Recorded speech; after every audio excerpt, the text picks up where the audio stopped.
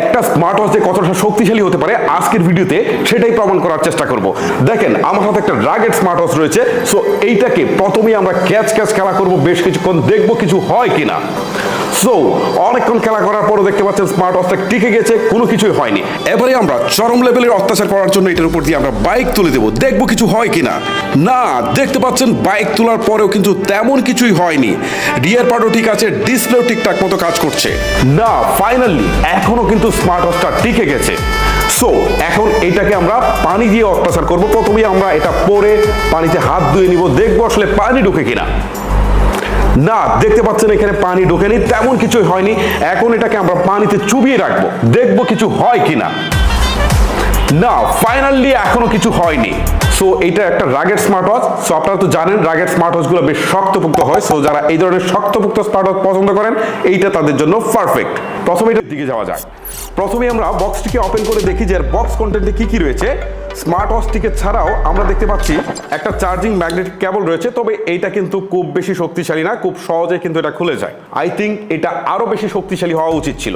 এট এ glance smart ওয়াচটির দিকে তাকালে একটা স্পোর্টসি লুক আপনারা দেখতে পারবেন। স্মার্ট ওয়াচটি কিন্তু সাইজে বেশ বড়সড়, বেজেলটা মেটাল ফিল্ডের তৈরি, যার উপরে ড্রিলিং কার্বন কোটিং রয়েছে, আর বটমের এই অংশটুকু স্টেইনলেস স্টিলের তৈরি। স্মার্ট ওয়াচটি কিন্তু বেশ শক্তপোক্ত, আর এতে কিন্তু মিলিটারি গ্রেড সার্টিফিকেট রয়েছে।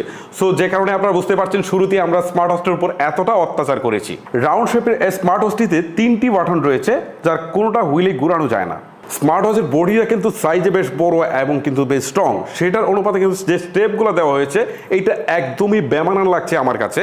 এটা মনে হচ্ছে যে একটু খেলনা ভাব রয়েছে বা একটু চিপ কোয়ালিটির মনে হয়েছে, যার কারণে কিন্তু স্মার্ট ওয়াচটা একদম পরিপূর্ণভাবে ফুটে ওঠেনি। এই যন্ত্রণা থেকে মুক্তি পেতে হলে অবশ্যই আপনাকে এক্সট্রা স্টেপ ব্যবহার করতে হবে। এতে থাকা বিল্ট ইন সিলিকনের স্টেপগুলো কিন্তু বেশ সফট, দীর্ঘ সময় ব্যবহার করলেও একটা কমফোর্টনেস পাওয়া যায়, যেটা আমরা আগেই বলছিলাম যে দেখতে যদিও কোয়ালিটিটা চিপ মনে হয়।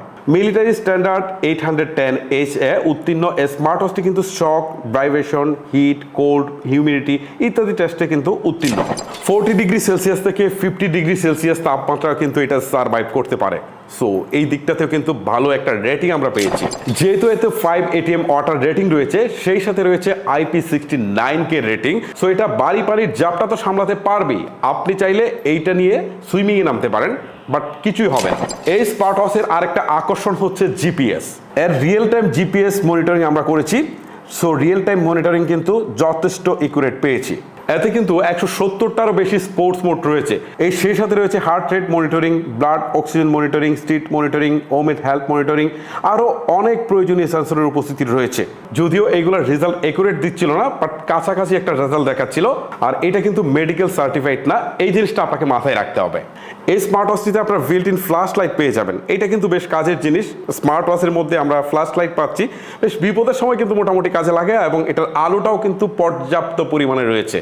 এই মডেলে ওয়াচটি আপনারা 2টি কালারে পেয়ে যাবেন। এই 2টি কালারের মধ্যে কোনটি আপনার কাছে ভালো লেগেছে সেটা আপনারা চাইলে কমেন্ট করে জানাতে পারেন। নর্মাল স্মার্ট ওয়াচ থেকে এই স্মার্ট ওয়াচটা একটু বেশি মোটা এবং একটু বেশি ভারী এবং সাইজেও কিন্তু বড়। তবে এইটা যেহেতু রাগেড স্মার্ট ওয়াচ, এটা এরকম হয় স্বাভাবিক। নর্মাল স্মার্ট ওয়াচের সাথে এটা আসলে তুলনা করা যাবে না। স্মার্ট ওয়াচটিতে আপনারা গ্লোরি ফিট প্রো নামক অ্যাপস দিয়ে কানেক্ট করতে পারবেন। অ্যাপস দিয়ে কানেক্ট করলে আরও বেশি কাস্টমাইজেশনের সুযোগ কিন্তু রয়েছে। এতে 1.43 ইঞ্চির একটি অ্যামোলেড প্যানেল রয়েছে, যা স্ক্রিন টু বডি রেশিও 76%। এই ডিসপ্লেটা বেশ bright and vivid colour show করছিল, আর ব্ল্যাক লেভেলটা ডিপ হওয়াতে দেখতেও কিন্তু বেশ ভালো লাগছিল। 391 PPI ডেন্সিটি থাকায় ডিসপ্লে শার্পনেসেও কিন্তু যথেষ্ট ভালো পেয়েছি। আর অ্যামোলেড ডিসপ্লে হওয়ার সুবাদে এতে অলওয়েজ অন ডিসপ্লে ফিচারটিও কিন্তু রয়েছে। জেবলেস বলছে যে এতে 1000 নিট পিক ব্রাইটনেস রয়েছে।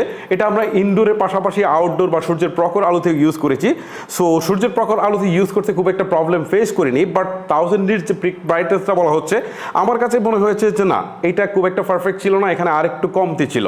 সো ব্রাইটনেসটাতে যদি আরেকটু ডেভেলপ করা যেত তাহলে আরও ভালো লাগতো। ডিসপ্লেকে সুরক্ষা দেওয়ার জন্য এতে কোর্নিং গরিলা গ্লাস ব্যবহার করা হয়েছে, তবে গরিলা গ্লাসের কোন ভার্সন সেটা কিন্তু আমরা জানতে পারিনি।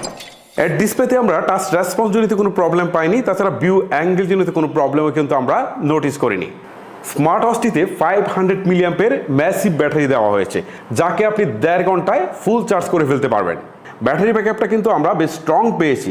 জেবলেস বলছে যে আপনি যদি নর্মাল ইউজ করেন তাহলে 60 দিন হচ্ছে আপনি ব্যাটারি লাইফ পেয়ে যাবেন। যদিও এত লম্বা সময় আমাদের আসলে ব্যবহার করার সুযোগ হয় নাই, সো আমরা যে কয়দিন ব্যবহার করেছি তাতে মনে হয়েছে যে না, 60 দিন না পেলেও অন্তত 45 থেকে 50 দিন আমরা অনায়াসে ব্যাটারি ব্যাকআপ পেয়ে যাব।